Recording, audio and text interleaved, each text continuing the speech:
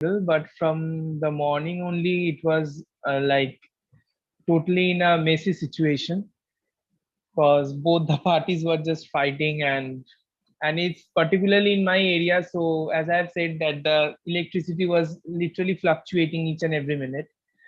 So Okay. yeah, that was really a very disturbing situation, and I hope so that I guess you're on mute, Prajal.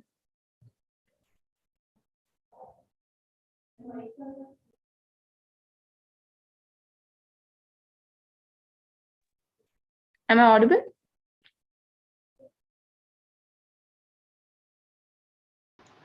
Yes, you are, Raja. All right. I think Prajal is facing some issues then. But I really hope, Prajal, you stay safe. yes, ma'am. Like I Like, hope so don't, I that mean, considering the political turmoil. yes, So project I would be presenting, right? yes, ma'am. Like I have sent that PPT to Sejal, and like I'll be telling, and she'll be presenting from her system. All right, all right. Works. So let's not delay further. We'll just begin. All right. I Yes, think you ma'am. guys can go first, Prajal and Ma'am, Sejal. yes, ma'am. I want to go first. Yeah, go ahead.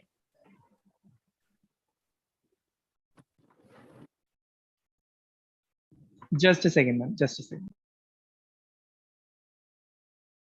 So Arya, I cannot present like because I think you need to give me the permission to present. 1 second. I'll just do it.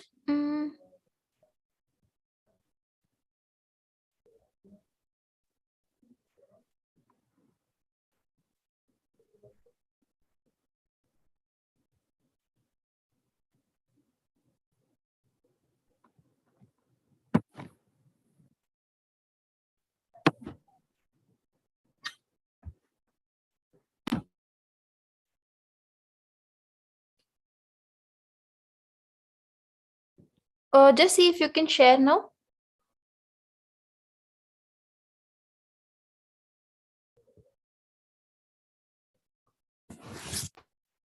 Yeah, I can. All right.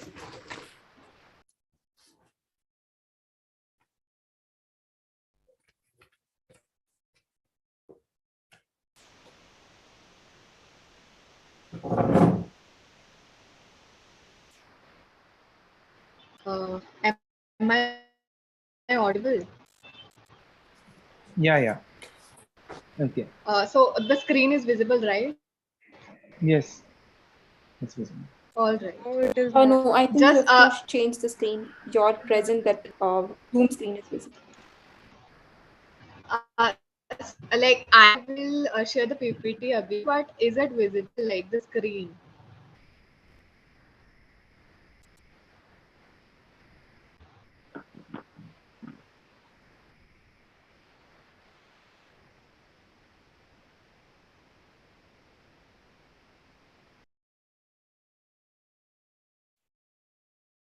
Guys, am I audible? Yes, you are, but your PPT isn't visible.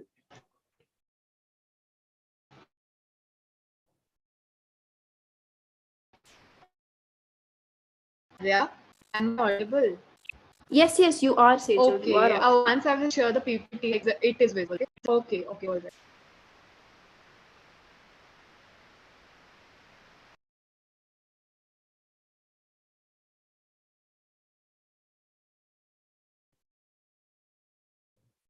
Yes, your screen is visible now.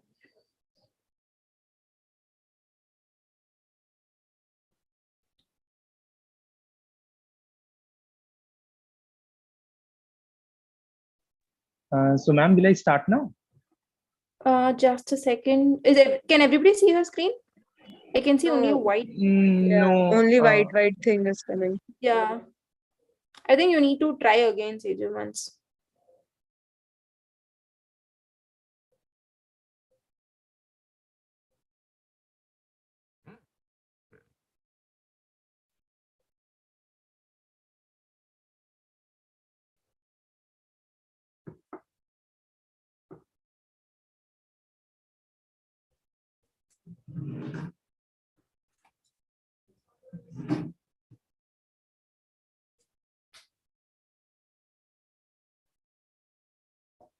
Is it visible? No. No. Actually, I'm presenting. I don't know why it's not visible. I'm presenting the PPT only. All right. One thing you do, you just send it to me on WhatsApp right away. I will present it. No issues. All right.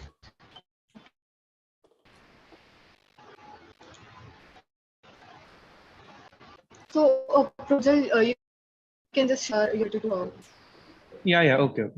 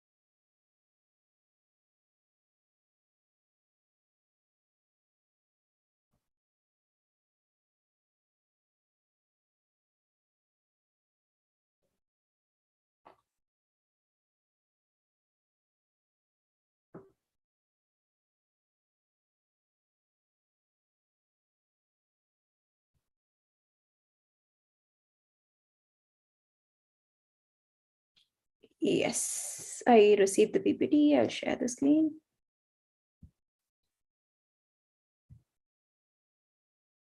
Is my screen visible? Yes, ma'am. Yes, ma'am. Oh. All right. Go ahead. Okay, so good evening, everyone. So the topic which I have chosen here is malnutrition in India.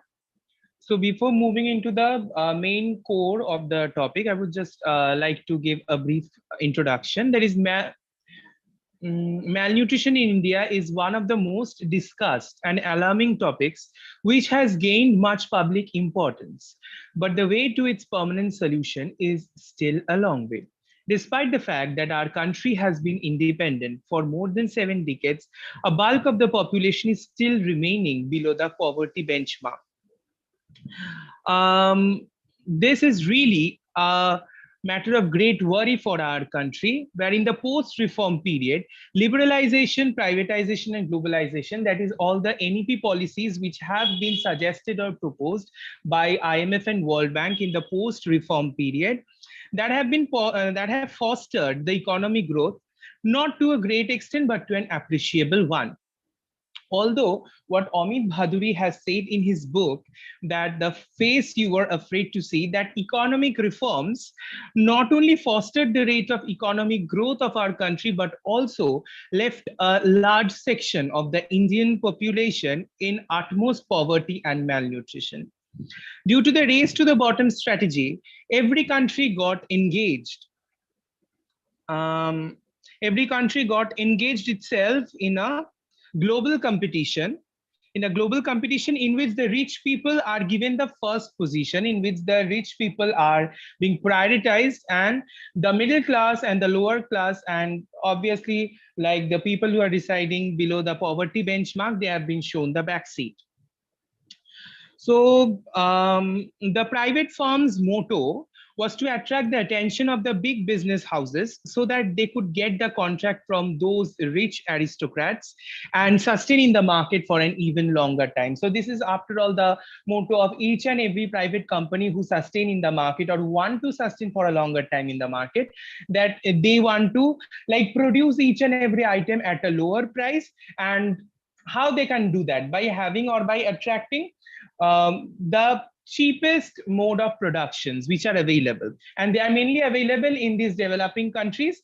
And all these developing countries, in order to get that contract from the rich business houses, they just start employing all those like cheap factors of production. And one more thing is that the rich business countries or the capitalist countries, they want to get all those or they want to invest in those countries where the labor laws are not so rigid.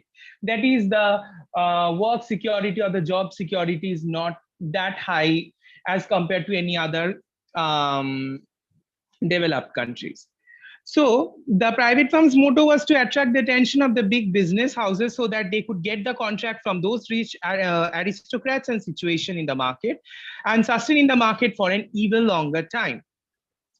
The rich business houses invested in those countries where the labor laws were not that too rigid. Because of all these above mentioned factors, the bulk of the Indian population didn't get absorbed in the formal sector, and they ended up falling in the most demanding sector now, that is self-employed sector, which is of much discussion till date, where one doesn't need to work under someone else. So the dream of getting a handsome job and even like earning a dream of getting a handsome job and even more attractive salary, they all just went to vain if such things happen continuously.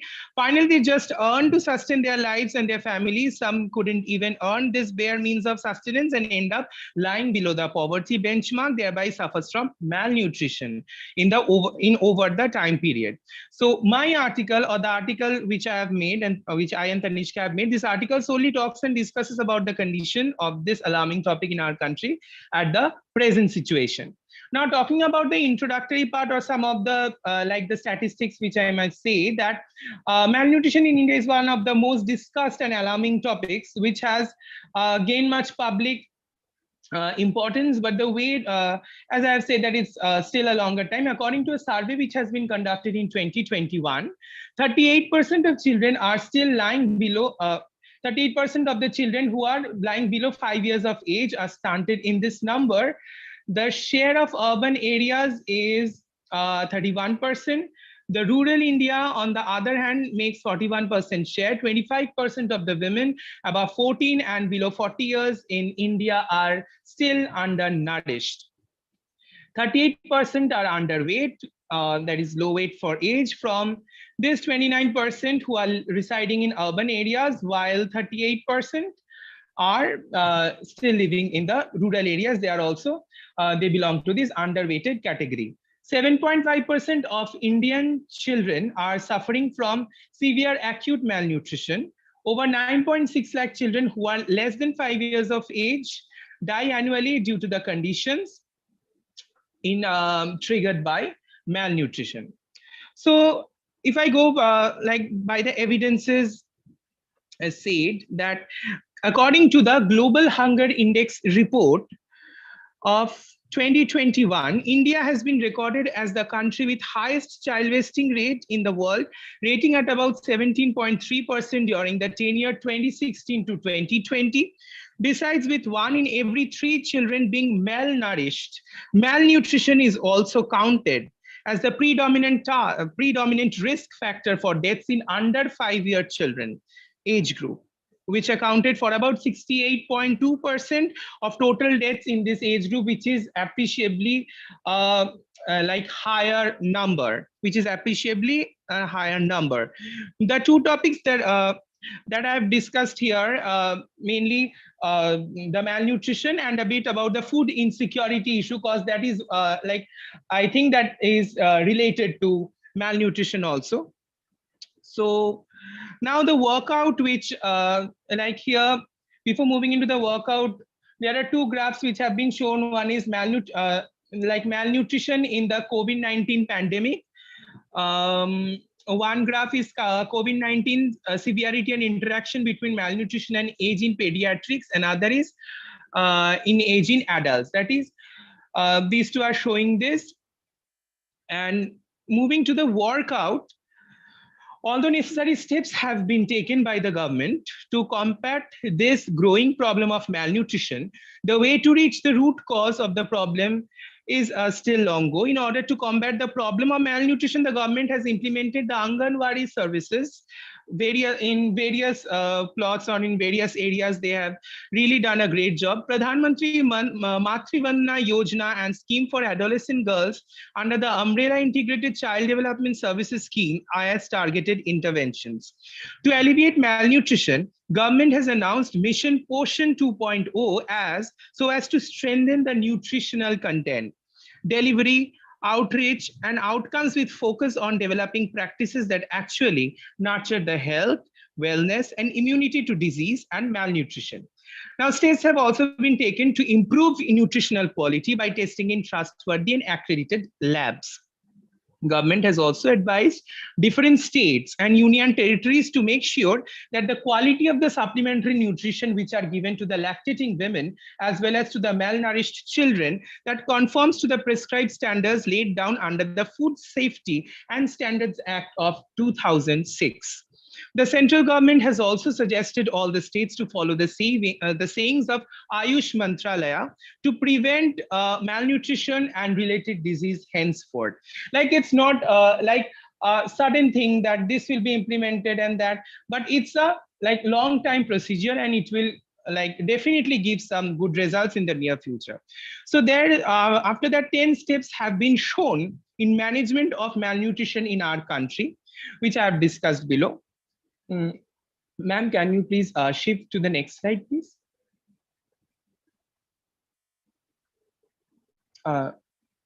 Yeah, to the next one, ma'am. Yeah. So here the 10 points which have been shown is the first is preventing hypoglycemia. The second is preventing hypothermia. Third, preventing dehydration. Like dehydration is like really the first thing, that providing safe drinking water, then adding minerals to that like ORS water whenever it's really needed for lactating women or undernourished children who are suffering in acute conditions, that's really needed. Then correcting electrolyte imbalance, preventing infection, correct the micronutrient deficiencies, continuing feeding cautiously, achieve catch-up growth. Like in many a times it gets overlooked that what like the quality of the food which are being provided to them. So these things should be kept in mind, that whatever things are provided to them that are of superior quality, at least if it's not that superior quality, at least that's a quality maintaining thing.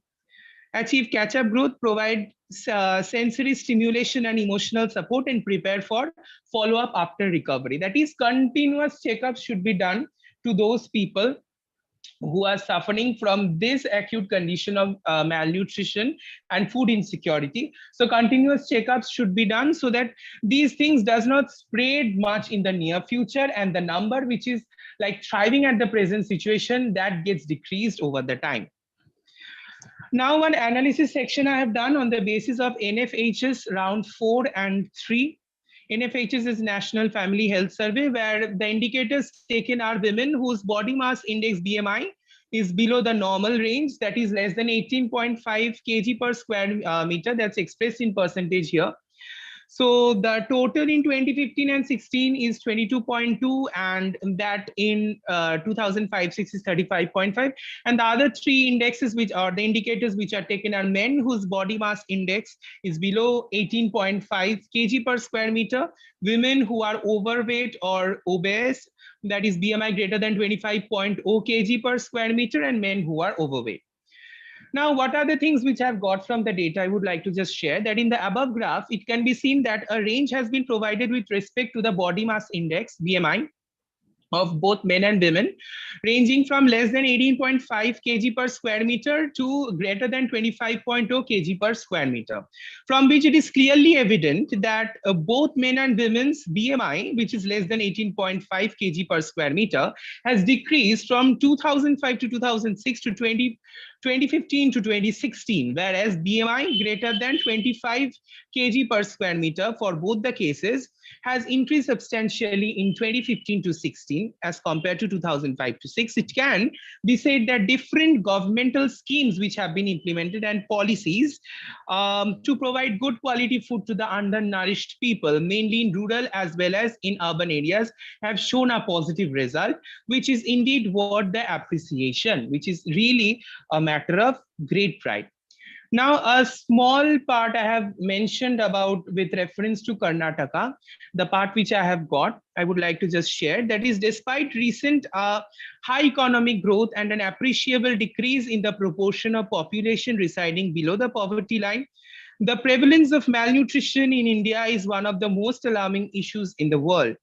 Karnataka state, with a total population of more than 61 million as of 2011 census, consists of large population, particularly in the northern districts, and more isolated, non-irrigated and tribal areas who suffer from deep poverty and high vulnerability to food insecurity.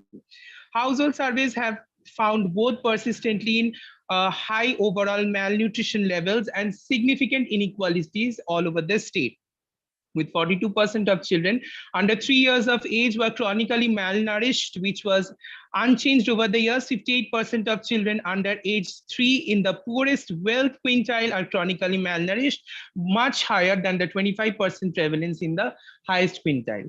Now, coming to the last part, that is the conclusion of the article which I have mentioned, that policymakers in India should not only focus on households that are generally considered to be in the most disadvantageous position when it comes to ensuring access and affordability of a balanced diet for children.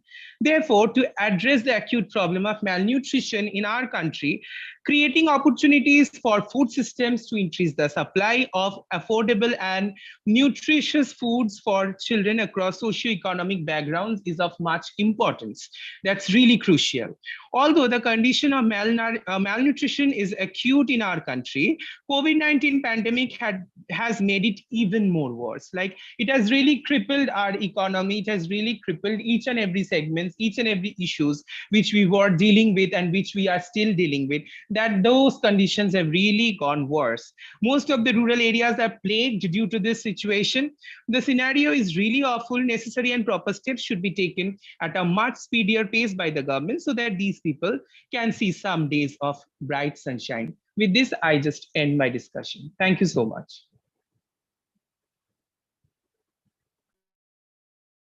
All right. So now I think, yeah, from Prajal's presentation, I have few questions for you.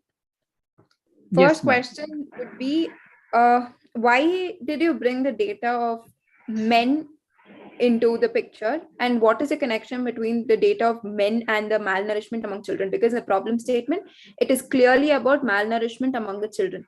So yes, the data that you bought about the men, like what kind of impact it has on the children then? Ma'am, like as we know that the still in the rural areas, like men are the main bread earners till date.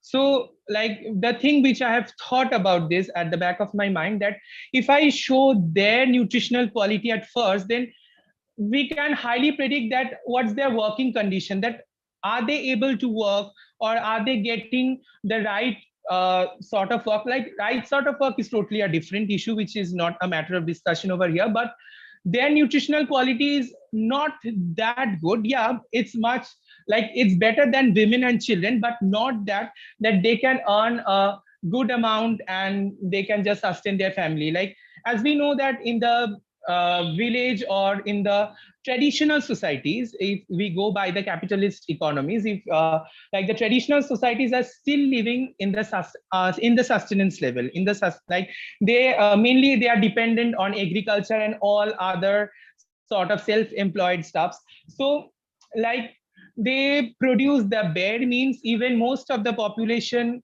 can't produce that. That's why in the rural areas till date, malnourishment and everything as compared to urban areas is much more. So like this is my intention to show that of bringing the data of men in this chart.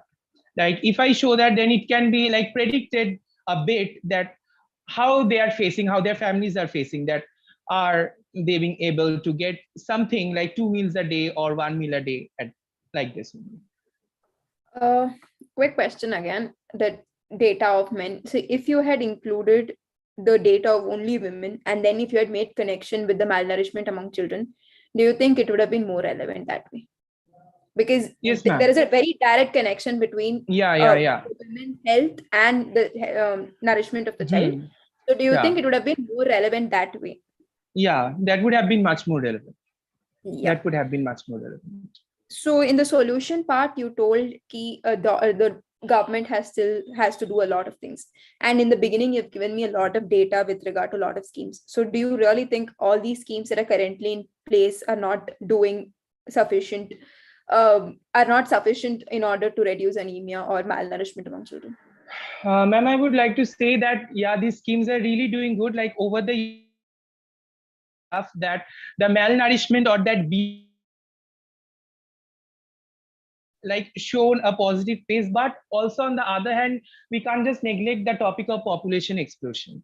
Like as the growing population, and it's mostly in the rural areas, yeah, most of the people of rural areas now commuting to the urban areas in order to get a like handsome job, in order to upgrade their standard of living. But the population explosion is like an alarming issue, due to which like all these schemes are really doing good, but as like in front of that huge population of our country, it still needs much more time to show like a great positive effect. Yeah, it's obviously doing good All right. as the data shows.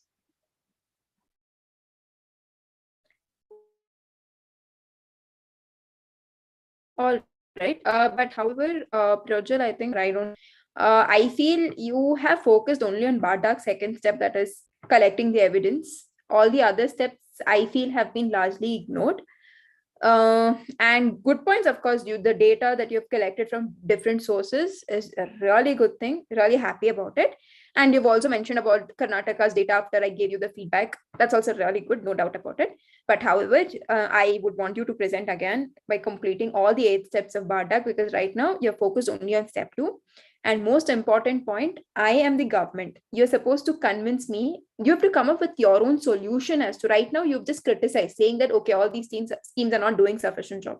So what happens is, any government, when you are a policy advisor and you go to the government and tell that, okay, hey, what you're doing is not helping in any way. Obviously, they're going to say no. Government has to show that whatever they're doing is actually relevant. So they will never accept that the schemes that they're currently in place is not of much use. So what you're supposed to do is, you should come up with solutions that is acceptable for the government, considering their political ideology and everything. So, and moreover, most importantly, India has a mixed economy and not a capitalist economy. So please be careful with that. And please, I'll give you another week time, but I want you guys to prepare some more and prepare on all Bardak's 8 steps and come up with policy solutions, because just assume I am the government. So you need to convince me to accept your policy suggestion. Works? Surely, ma'am. Surely, ma'am. All right. I think it's always the first person who gets a lot of things, but like gradually people will know, okay, this is where I have to work on. But good job. Like No, you ma'am. did it all. No, ma'am. Like it's really that as it's my training, so these points I should include, so I get to know about this. So yeah, ma'am, I'll definitely work on it. Thank you, ma'am. No issues, no issues. Great effort, man. Great effort. I really appreciate it. I think next, Himani, is she there? I don't know. She told she wants to go next. Just a second. I don't think she's there. Okay, Sejal, you go ahead. Can we go next? Okay.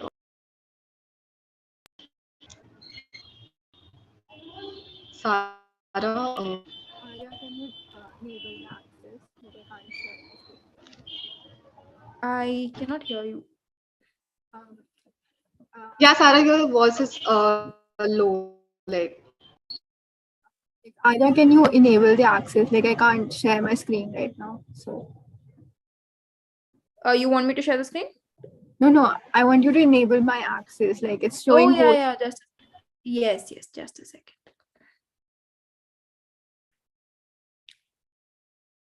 Yes, you can try it now.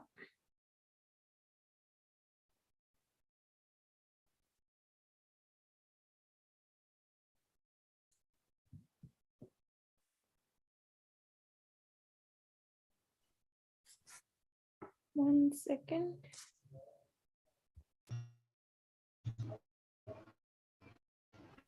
Yes. Is screen visible? Yes, it is. Yeah. So Sejal, just a second before you begin. Guys, please switch on your cameras. can I start? Just a second. Guys, please switch on your camera. All of you all. Sara, Nikita, and Priyanka. All of y'all, please switch on your camera.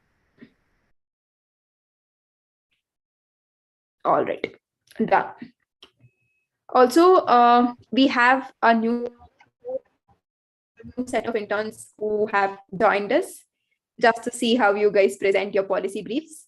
So please go ahead. I think Sejal, you can start.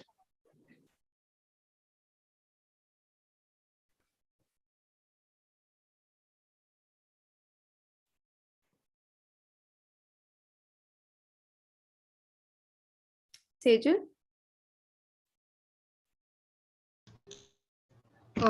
Am I audible? Yes, you are.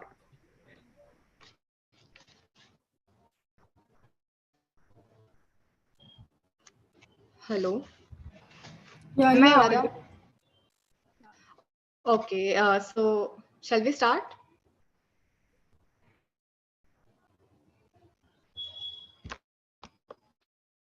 Yes, you can. Okay.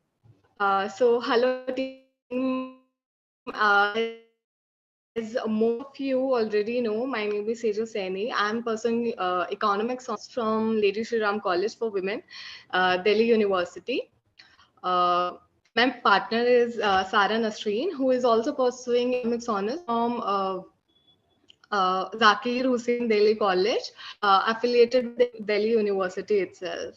So today I'm going to go over the major problem that is prevailing in India, the problem of malnutrition. So by the end of this presentation, I'm hoping to give you a better understanding of the same. So before moving on, let me just give you an introduction about the same and one aspect of it, the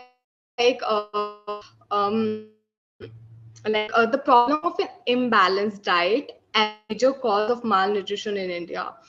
And we will also look at the solutions or strategies required to address this problem, the trade-offs, the outcomes, and at last we will also look at the final recommendations or like which is the best alternative among all the alternatives that we have in hand. So before we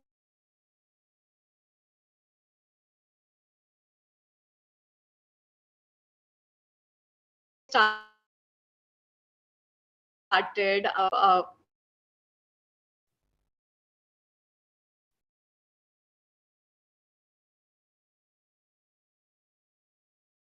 Is it only me or her voice is breaking? Ma'am, Sejal, I you're could not not hear audible. too. Sejal, I think you've got a very bad network. just wait a second. Arya. Sure. Arya, can I just switch off my camera? I think because of that, I Yeah, think all I'm right. facing network No issues. issues. Okay. All right. Is it now better? Am I audible now? Yeah, Yes, it's okay now. All right. So I will start again. Okay. So hello team. As most of you already know, my name is Sejal Seni. I am pursuing economics honors from Lady Shri Ram College for Women, Delhi University, and my partner is Sara Nasreen, who is also pursuing economics honors from Zakir Hussain Delhi College, affiliated with Delhi University itself. And today I'm going to go over the major problem that is prevailing in India, the problem of malnutrition.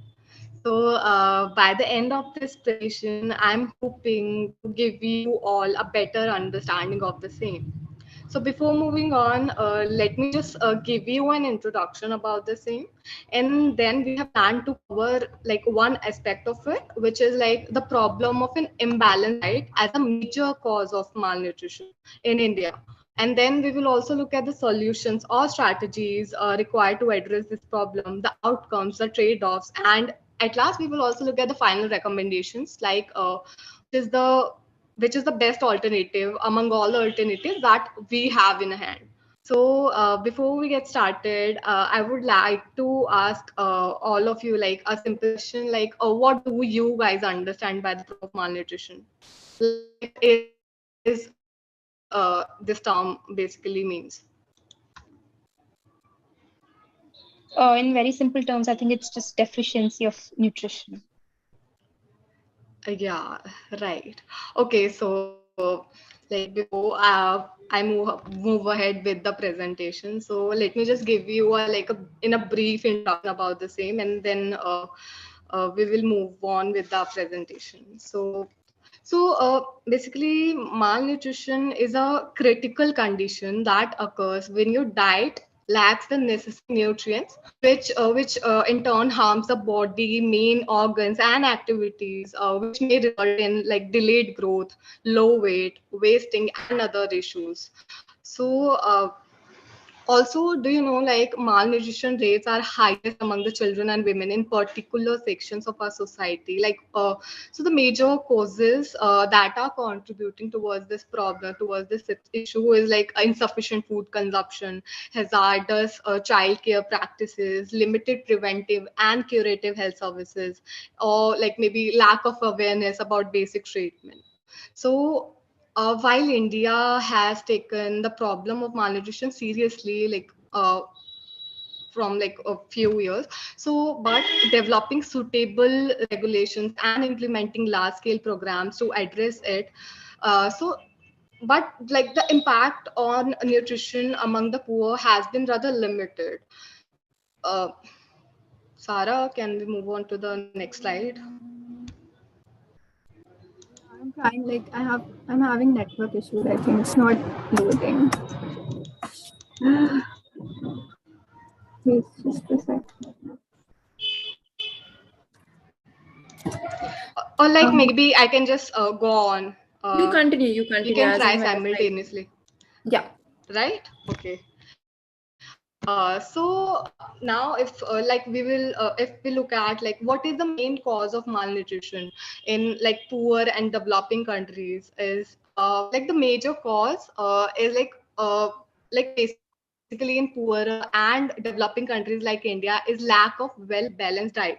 So, and what are the major factors that are contributing to it? It like poverty, a lack of access to a diverse range of foods, lack of understanding about appropriate dietary habits among the population, among the people, or like it could be also like high frequency of infectious diseases.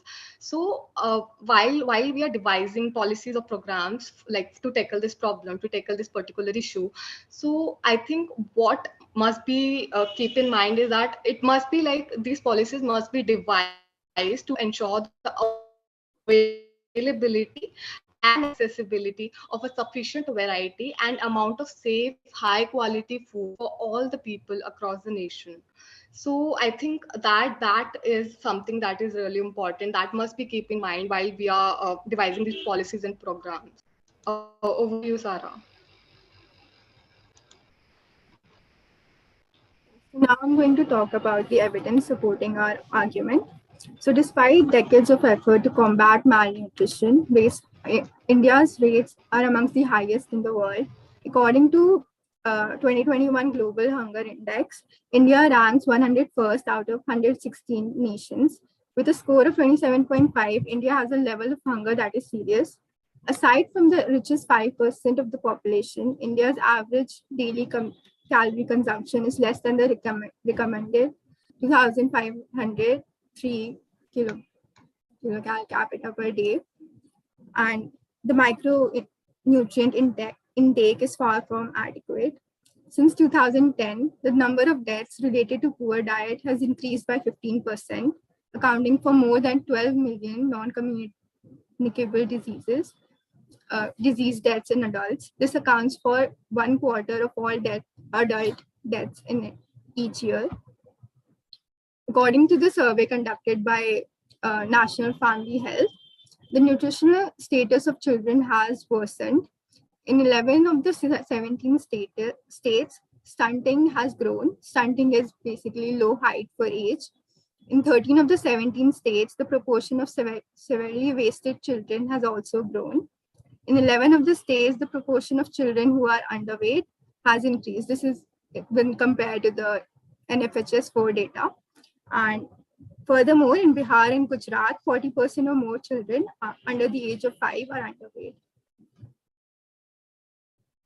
So, according to the conclusion of a research paper published in BMC Public Health, the average Indian diet is considered to be unhealthy when compared to the reference diet, with excessive consumption of cereals and pulses and not enough proteins and fruits and vegetables. In fact, these disturbing trends can be seen across all Indian regions, income levels, and urban and rural sectors.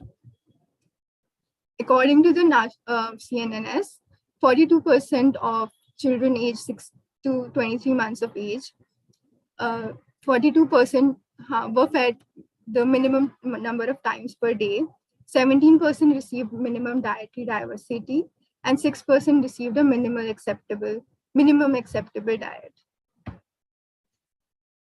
Consequences of micronutrient deficiency are high morbidity and high mortality.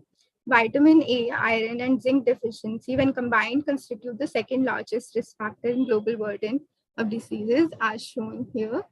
330,000 child deaths are precipitated every year in India due to vitamin A deficiency. 22,000 people, primarily pregnant women, die every year in India from severe anemia.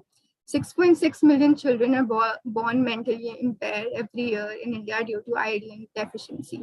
Intellectual capacity is also reduced by 15% due to iodine deficiency.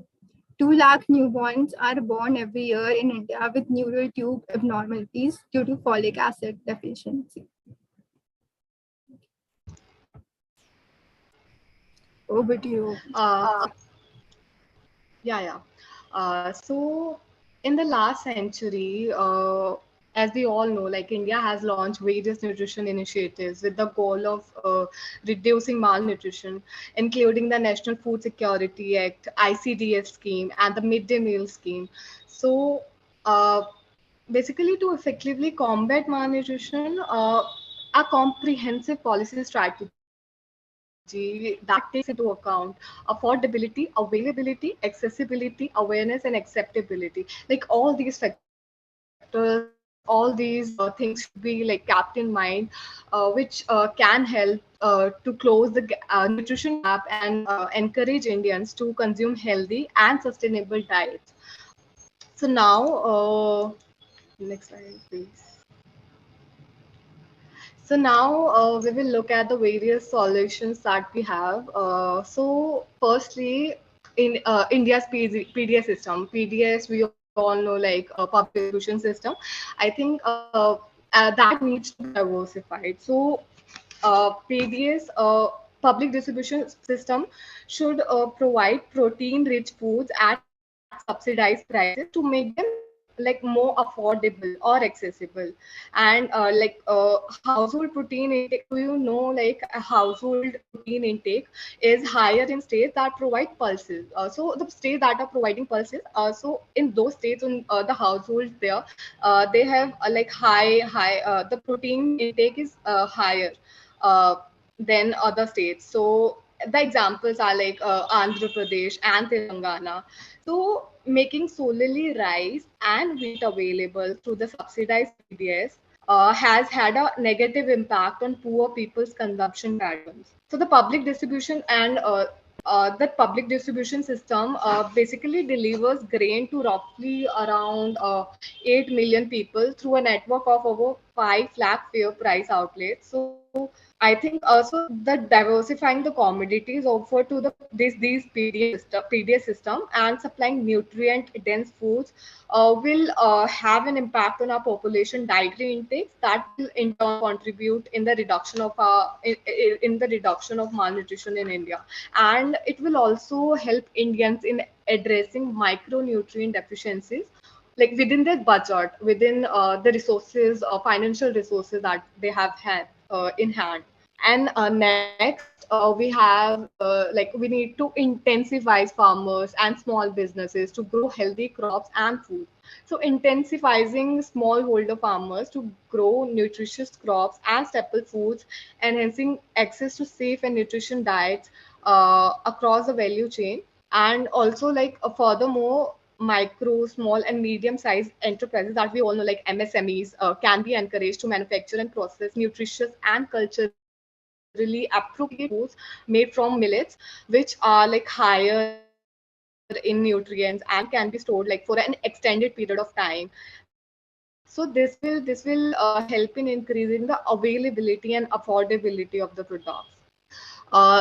Next, we have is like the biofortification can this way can be like this technique can be used. The biofortification can be used to combat malnutrition. So, what basically biofortification is? Biofortification refers to nutritionally enhanced food crops with increased bioavailability to the human population that are designed and grown using current biotechnology techniques, traditional plant breeding, and agronomic approaches. So, biofortification is claimed to be one of the most cost-effective ways to offer the required levels of nutrients. And for this, like bioengineering can be used directly to boost the micronutrient content of an already established food crop by carefully manipulating the plant's genome. So the development of biotech food crops with better properties such as increased iron store protein or higher amounts of folate can offer adequate levels of these and other essential micronutrients that are usually lacking in our country's diets. And then fourth, we have raising awareness about nutrition habits and giving nutrition education. So in that, basically raising knowledge about better nutrition practices among people is essential because people can be educated like on the nutrition quality of a variety of locally available and culturally acceptable low cost items, as well as the need of like including milk, eggs, meat, or pulses in adequate quantities in the diet to increase the net dietary protein value. So the primary purpose of nutrition education is to raise public awareness about like what makes a healthy diet and how to enhance one's diets and lifestyle. And lastly, we have providing eggs in midday meal or like Anganwadis could be a great solution. So basically, include important elements such as iron, calcium, vitamin A, vitamin C. So through some vegetarian alternatives, now like some vegetarian alternatives can match eggs in protein content. For example, soya chunks or like calcium content, for example, milk. So none of but none of them none provide all the elements together like vitamin A, iron, calcium, and fat from a like single source. So eggs are also like a good source of iron for pregnant women, many of whom are like basically anemic. So and also, like according to a research commissioned by the Karnataka government, including eggs in the midday meal scheme in 7 districts of the state have enhanced the nutrition levels of pupils or like the children participating in the pilot project. So if this is applied in all the state, we should expect a positive improvement in student nutrition as well as the weight and their body mass index. Over to you, Sarah. Now I'm going to discuss the trade-offs of these solutions. So for the year 2000, hi, am I audible? Yeah, now you Yeah, are. yeah, now you are. So now I'm going to discuss the trade-offs offered by these solutions so that we can conclude our final recommendation. For the year 2022, the center allotted 2.06 lakh crore for food subsidy. This was a 28% decrease from the estimated expenses for the current financial year, which was 2.09 lakh, which was in turn 47% lower than the amount spent in the year 2021, which was rupees 5.41 lakh crore. So providing diverse and nutrient-dense foods will necessitate an increase by considerably more than 28% in the PDS system's budget allocation, which can be generated by raising citizens' taxes or by increasing government spending or by diverting the resources kept for other schemes. And awareness programs may not be as effective in changing the behavioral patterns of our country's population. And they would also require consistent and adequate funding from governments over a long period of time, as changing habits take a lot of time. So, despite enormous benefits of food fortification strategies, a systematic review performed on both high-income countries and low-middle-income countries did not find any significant association on child growth outcomes. Moreover, evidence suggests that multiple long-term exposure to micronutrients, especially fortified diets, may have negative impacts. And providing incentives to farmers to grow nutrient-rich crops may create inter-regional disparities, as nutrient-rich crops will not be able to cultivate in places of extreme climate or in hill stations. Implementation of eggs in midday meal schemes or Anganwadis in every state may spark significant debate and protest among some segments of our society. For example, in Karnataka, it became a topic of controversy. It was opposed by Hindu religious leaders who said it would influence the food culture of the state. In Madhya Pradesh, due to the opposition by the BJP, they had to roll back their decision to introduce eggs in Anganwadis in 2015. So, so now I'm going to talk about how we came to our final decision. In a nationwide media campaign, we're basically generating the demand for nutrient-rich products, but there is a chance that it will have no actual impact on changing people's eating patterns because changing habit takes time. Furthermore, if the government provides farmers with additional incentives to produce nutrient-rich food, the farmers will face losses if the demand is actually not generated. And the proposal of implementing eggs in midday meals, Anganwadis, is not politically feasible, as it will face a lot of backlash and protest across the country, as seen in Karnataka and Madhya Pradesh. But also, the awareness campaign, when compared, the PDS system is also will make nutrition-rich foods more affordable and accessible when compared to the nationwide campaign, as it is used by approximately 800 million people in India who are also malnourished and living in poverty. Therefore, providing them with nutritionally dense items will enhance their diets. Finally, after weighing the trade-offs, it is concluded that diversifying the PDS system and providing incentives to farmers to grow nutrient-rich crops is the most desirable solution to solve the problem of lack of diets.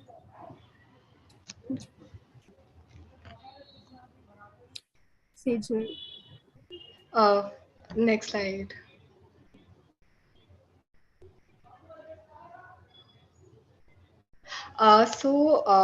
To summarize, so malnutrition is basically concerned with the quality of food rather than the quantity. So as a result, a comprehensive policy strategy that considers again like pricing, availability, accessibility, awareness, and acceptability can bridge the nutrition gap, and that can encourage Indians to consume healthy and sustainable diets. So to achieve child malnutrition in India can not be blamed solely on a lack of balanced diet. Evidence also pointed out to a number of issues in execution or like in implementation. So furthermore, much more administrative and political will is needed to close the gap between what has been accomplished and what was projected, what was like expected. So to achieve a nutritional security in India, a much more holistic approach is required to improve the affordability of the full range of nutritious food groups. So towards like before ending our presentation, I would like to quote our respected Prime Minister, Mr. Narendra Modi ji's words. People power must be combined with good governance to bring about real, deep, and lasting change. This combination can achieve almost everything from eliminating corruption to ending malnutrition and illiteracy. So now, towards the end of our presentation, I would like to say that I'm extremely grateful to Abhishek sir for providing us with this wonderful opportunity to be a part of this wonderful team and this wonderful organization. And I would also like to thank Arya for like always answering my never-ending doubts and for always being there, for always guiding us at each and every point of our internship. And yeah, I would also like to thank Sarah, because I think it wouldn't have been possible without like each other, and especially I couldn't have done this without her. So she's amazing. And at last, I would like to thank all the team, all the wonderful team members that we have to be present here. So yeah, thank you all. Thank you so much, Sejal and Sarah. So you guys have done a wonderful job. Really happy because you actually followed Bardak's all the 8 steps. I'm really glad you guys did that. But I have a question.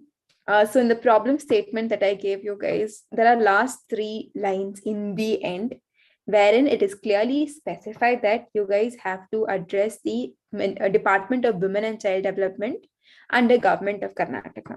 So whatever the policy solutions you have given is about the PDS. PDS system does not come under Department of Women and Child Welfare. So make sure anytime you give policy solutions, considering the concerned department is mentioned there that you have to address this particular department.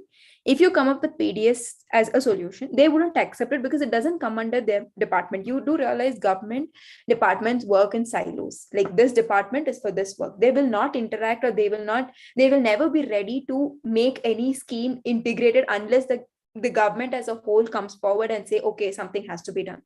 So guys, always remember, I understand most of you all have ignored the last part, which is very crucial. You guys are addressing your policy solutions to Department of Women and Child Welfare Department under the Government of Karnataka.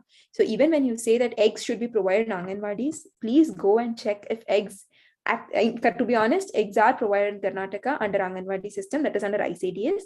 So from next time onwards, when you're coming up with policy solutions, the context in which you're coming up with solutions is something very important.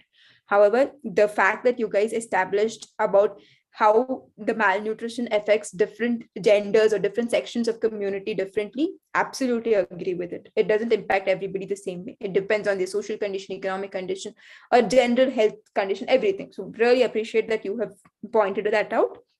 And you've included the NFHS data, which is very, very important because the entire problem statement lies on that. And of course, you guys followed Bardak's 8 steps, so absolutely happy about it. Then I think in terms of, the final decision, I think you guys need to reconsider it. So again, as I said, Prajul, we will have another discussion, I think, next week. So you guys have to come up with, you guys have to rework on your final decision, your final solution part. And I think if any of you all have considered Government of Karnataka and Department of Women and Child Welfare and then make your presentation, then we'll have your presentation, because otherwise it is not going to serve a purpose, because you guys are coming up with generic solutions. That's not what we need. Is there any other team that has come up with, they have noted those 3 lines in the end and made their presentation on that basis? Is there any other team? Gauravi, Priyanka, anybody? Guys, it's a yes or a no. Okay, then I think I have to do the attendance thing, which is happening in the school. I mean, guys, I'm going to call out your names individually if you guys are not responding now. All right. Nikita, are you there on the meet? Yeah, I'm here. Okay. Did you and your team take into consideration the last 3 lines, which was given in the problem statement? I don't think so. We came up with some things, but not really keeping that in mind. Right. But we will work on it and we will present it again if it doesn't satisfy you today. Yeah. So I think if you guys have not gone through that, I will give you another week to work on that, because without that, if you guys are going to present it, it's of no use. And yeah, even we have not gone through the last lines. We've covered the last 3 things. We will work on that. We will add that part which you have asked us to. Works. Priyanka? So should be present after adding. Yeah, you guys present after adding it because otherwise it is not going to serve a purpose. Okay. Yeah, next Could you week you can do it. could you instruct us again on the exact part that you want us to focus on? Please? Yes, definitely. So, guys, first and foremost, the most important thing, I think if any person has asked me that out, I have always told you guys, please go through the problem statement 5 times, 6 times, 7 times, only because you guys have missed out on the major part that was mentioned in the end. That is, you are working for a particular department under government of Karnataka, which means you have to collect data for Karnataka. So even Projal or Sejal, Sara, all three of you all, you've collected data, very good data. But only problem is it is not relevant to Karnataka, it is relevant to India. We do not want that data. We need specific data with special focus on Karnataka. That's point number 1. Secondly, your solution should be addressed to Department of Women and Child Development.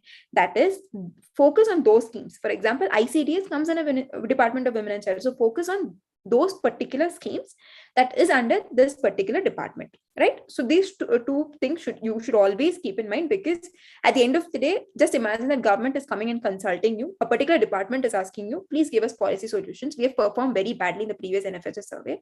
So we need policy solutions. So please suggest the same.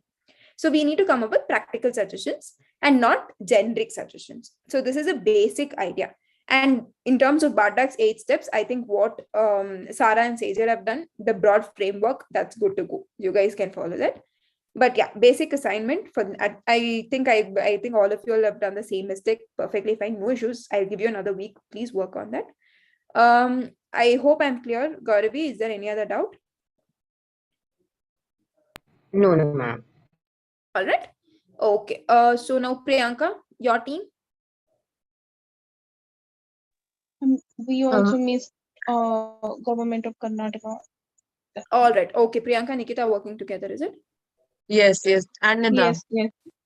Okay. Works. Where is Nida? How come she's not come to the meeting? Is she there on the meet? I guess she's traveling. Guys, most important thing, please inform me beforehand if you cannot attend the meet. It's perfectly fine, I understand, but it's your responsibility to make sure you inform me prior, because I think I have been reasonable with all of you all that if you can't attend a meet, I'm like, it's okay, but you should have the basic thing to make sure you inform me prior that even if it's traveling or you're not well or you have exams, everything fine. I understand all of you will have reasons not to attend. I understand, but please inform me beforehand, because I have been observing for the past 2 or 3 times that people just inform me like 5 minutes before the meet that they'll not be able to join. So from next time this happens, I will inform it to sir. So please convey to your teammates. I mean, I think you have to inform Nida, Nikita and Priyanka. One of you, please inform her, or any other people who are present here. All right. Does that work? Yes. So Yes. all right, I think they cannot continue with the present. So we'll meet, I think, 1 second, I'll just give you the date.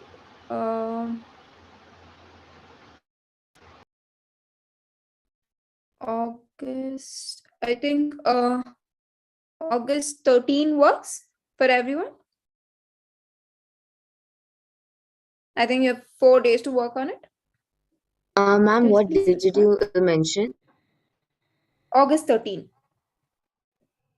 Ma'am, can we have it on 14, please? I have an exam again on 13th. Okay, so 14th is Sunday. Then again, people like they have family function. That is all right. I'll give it on 15th. Yeah, 15th works.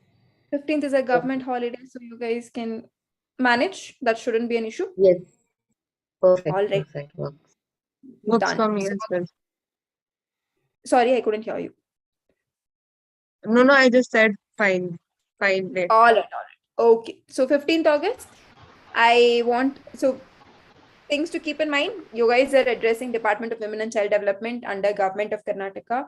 So your data should be relevant to Karnataka state. Your solution should be specific to Karnataka state. Identify the problems, because Sara and Sejal, they came up with brilliant solutions, but however, they did not verify the facts of Karnataka state in particular. So be more specific. The solutions cannot be generic. It has to be specific, and solutions part is mandatory. So once you finish your evidence part, rest all the other 6 steps is basically building up the base for your solutions.